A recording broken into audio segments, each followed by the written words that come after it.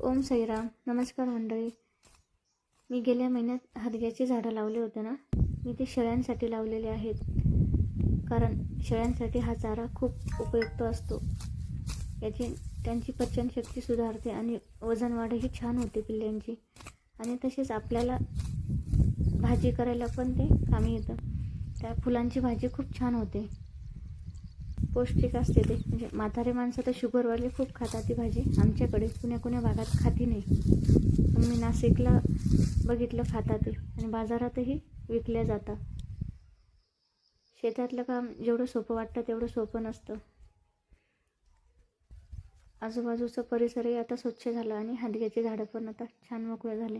त्यांना ऊन भेटत नव्हतं, खूप हे असं गवत होतं. एवढं गवत मी काढून घेतलेलं आहे. एका बांधाचं, परत एका बांधाचं उद्या काढेल. आता त्यांना वाढायला छान ऊन भेटेल. बांधाचं गवत काढायला खूप अवघड जातं, पण मला बांधा काढायला खूप आवडतं.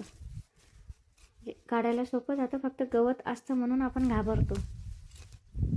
राऊंडअप मारतो बोलले हे, पण मी म्हटलं मी निंदून घेते, ते झाडं मरून जातील. आता बघा किती स्वच्छ झाले झाडं. ते खूप छान वाढ होतील त्यांची. आणि दिवाळीनंतर आम्ही शेळ्या घेणार आहोत. तोपर्यंत त्यांच्यासाठी चाऱ्याची उपलब्धता करत आहे आम्ही. आजचा व्हिडिओ कसा वाटला नक्की सांगा. ओम